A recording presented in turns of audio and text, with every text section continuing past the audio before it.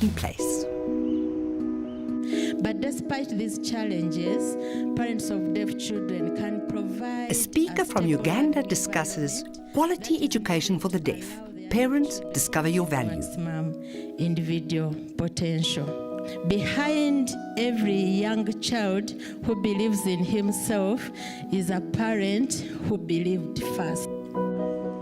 What do you think is the current state of deaf education in Africa? In some countries, there is something that is being done, and we appreciate that something is being done. But when we talk about quality education, there is a lot that we need to do. Because in Africa now, yes, we have the special deaf education, which is very good. I like it because children get to learn their language, that is sign language. But in some parts or in some countries, you'll find that even the teachers who are teaching the deaf children need to be aware of deaf education or how to teach deaf children. So you find variations in different countries. Teachers need to be exposed, yeah, because you find that in some schools or in some countries, the teacher-student ratio is too high or too big.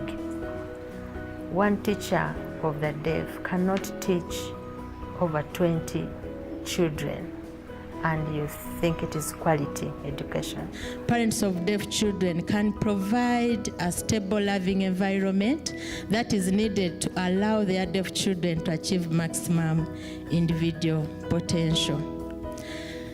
The deaf education in Uganda is followed up to the year 1959, and it was initiated by a parent. In Cameroon, I've worked with deaf children who are very hungry.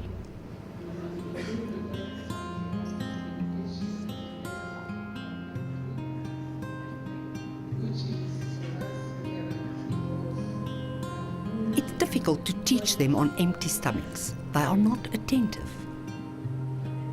Deaf education in our country is average. Historically, education for the deaf hasn't been very good. We need to improve.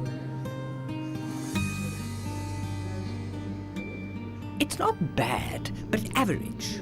More support is needed. Thank you. I work for the Department of Education. In my line of work, I always need to compare the past to the present. Some parts of Africa have improved and others haven't. Some governments have positive relations and communicate with the deaf. The rural areas in Northern Africa struggle to improve because it's far to travel and difficult to access the deaf. In the cities, it's better. They access information and are nearer. We need to work hard to improve deaf education. There's little improvement in Northeastern and Western Africa.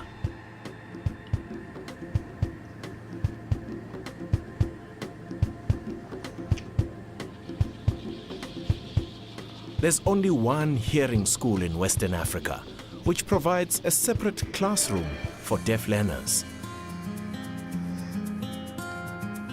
In the north, sign language is taught by elders, but it's not in the curriculum.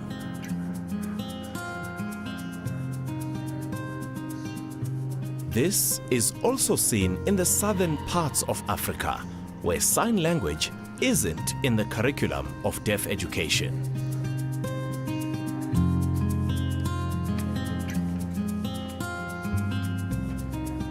And deaf children start school very late. Majority drop out of school after primary 7. very few vocational schools, and those who are there give mainly basic skills or competing for paying jobs. We compared Cameroon to Uganda. For Cameroon, it's best we analyse and compare ourselves.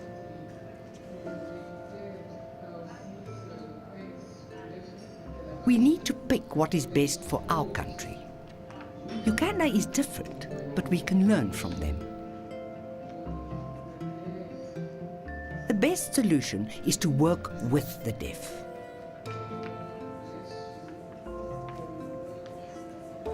We need to manage a level of understanding and acceptance among the deaf.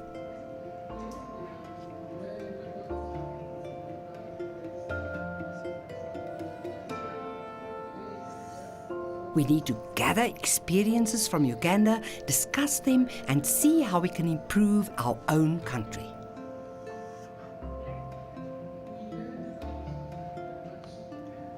At university, I learned principles that had not been implemented.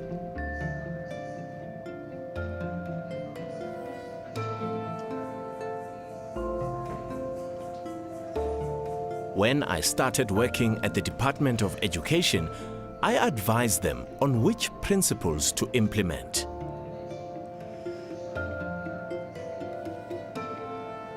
It's the responsibility of the deaf to analyze and learn.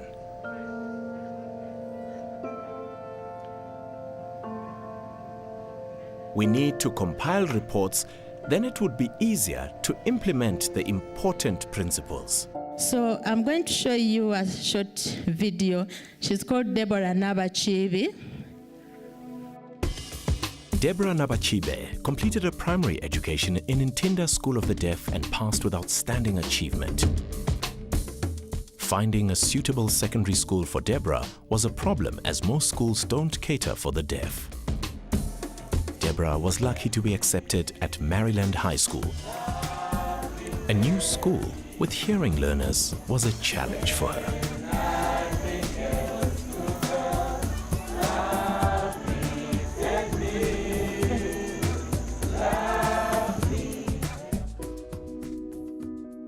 What do you think governments should do to better the standard of deaf education in Africa? My advice to government, or my call towards governments in Africa, is to support deaf education. Support in terms of human resources for early identification or early screening for deafness at government hospitals. Support for human resources at schools. Here I mean government should train teachers, special needs education teachers with specialization in deafness. Make sure that these teachers are employed, because in some countries you find there are teachers who have been educated in special needs, but then they are not accessing the government payroll. One thing that is lacking greatly in Africa is vital statistics. For example, we don't know how many students, how many deaf children are in education, especially in schools, in inclusive education. We don't know. So I would love governments to support policies, to implement it. Many countries will have policies in place, but they are not put in practice. They are not implemented. And we call upon governments to support interpreter service. This will help deaf people to access information at all levels.